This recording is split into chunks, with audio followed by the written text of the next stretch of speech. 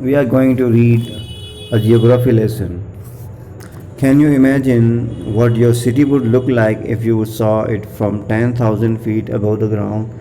क्या आप इमेजिन कर सकते हैं कि आपकी सिटी, आपका शहर कैसा दिखेगा जब आप इसको 10,000 फीट की ऊंचाई से देखते हैं? Neatly plan and perfect in proportion like a geometric design. और ऊंचाई से देखने पर आपका शहर एक जियोमेट्रिक डिज़ाइन की तरह बिल्कुल वेल प्लान्ड और परफेक्ट नज़र आएगा। It would strike you as something very different from what it actually is while you are in the thick of it।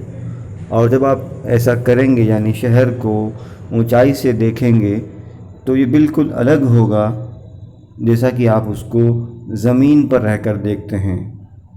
Here is a poet's description of just saw a view of the city and some questions that come into his mind। और जब poet ने ऐसा किया तो उसको कैसा महसूस हुआ और उसके जहन में कौन से सवालात उभरे, उन चीज़ों को इस पोइम में मेंशन किया गया है। Let's begin with the first stanza. When the jet sprang into the sky, the poet says, when the jet sprang into the sky means when the poet went towards the sky, it was clear why the city had developed the way it had। तब poet को समझ में आया कि city, शहर की बसावट ऐसी क्यों है जैसे कि है, यानी शहर की बसावट का रीज़न उसको ऊंचाई पर जाने पर समझ में आया। और seeing it scaled 6 inches to the mile, और इतने बड़े पैमाने पर इतनी ज़्यादा ऊंचाई से जब इसको देखा तब चीज़ें समझ में आई। There seemed an inevitability. Inevitability means that can not be avoided, जिसको चेंज नहीं किया जा सकता। About what on ground had looked haphazard, unplanned and without style when the jet sprang into the sky. और ऊंचाई से देखने पर समझ में आया कि ज़मीन पर इतनी हैपहज़र्डनेस, इतनी अनप्लानिंग और इतना डिसऑर्डर, ये सारी चीज़ें क्यों हैं, ये स्काई में जाने पर, ऊंचाई से देखने पर नज़र आया कि सब ऐसा क्यों है। और इसका रीज़न ये पता चला। When the jet reach 10,000 feet, और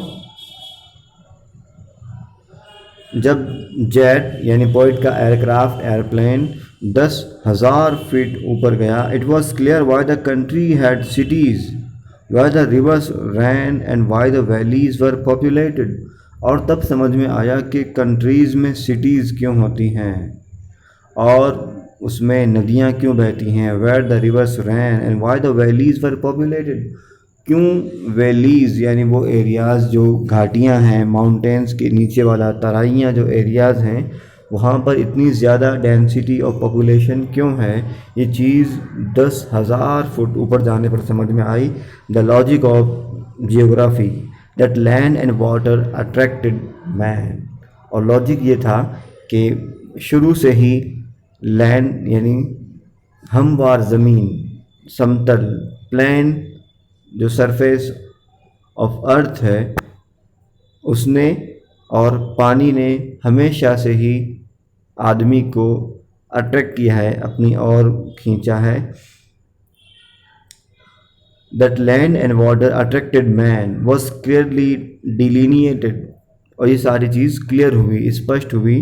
when the jet reached 10,000 feet, और जब जेट 10,000 फुट ऊपर गया तब ये चीज़ें समझ में आई कि कंट्रीज़ सिटीज़ में क्यों बढ़ी हुई हैं और वहाँ पर इतनी ज़्यादा पॉपुलेशन क्यों है। गाँवों में जो डेजर्ट एरियाज़ हैं, विलेजेस हैं, वहाँ पर इतनी ज़्यादा बसावट क्यों नहीं है। तो पता चला कि जहाँ पर ज़मीन समतल है, प्लेन है, और जहाँ पर नदियाँ बहती हैं, झीलें हैं, तालाब हैं, वहाँ ह्यूमन बींग्स ने अपने आप को इनहेबिटेट किया।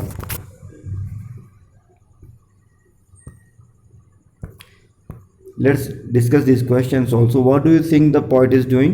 The poet is traveling in a jet, And what looked unplanned and disordered to the poet? The way the city was developed. City की बसावट ये unplanned और disordered लगी poet को. And how did the city look from the sky? Well planned and ordered.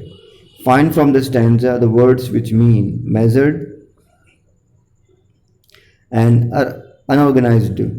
Respectively, the answers are scaled and haphazard.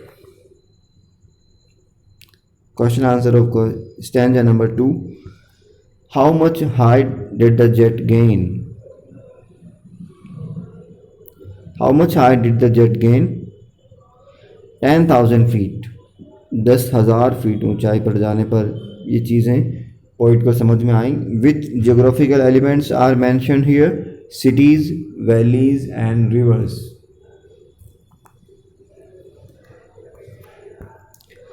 Valleys are lands between mountains. What attracted the man according to the poet? The land and water. Find from the stanza the opposite words of the following words. Distract and dirty.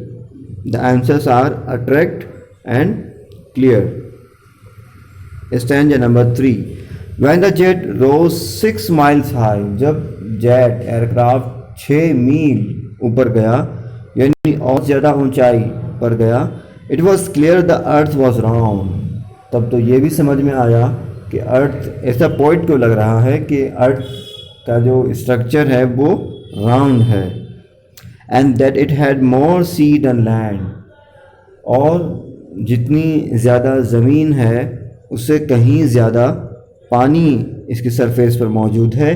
But it was difficult to understand. ये सारी चीज़ें तो समझ में आ गई कि city की बसावट ऐसी क्यों है, पॉपुलेशन एंड की डेंसिटी शहरों में, नदियों के पास में क्यों है, और अर्थ का स्ट्रक्चर कैसा है. लेकिन but it was difficult to understand that the man on the earth found causes to hate each other, to build walls across cities and to kill. ये चीज़ समझ में नहीं आई कि इंसान नफ़रत क्यों करते हैं. The man on the earth found causes to hate each other. From where they got reasons and causes to hate each other. उनको ये रीजन्स ये कहाँ से मिल जाते हैं कि एक दूसरे के बीच में नफ़रत की जाए. To build walls across cities and to kill, और आपस में बंटवारे कर लेना. To build walls across cities and to kill.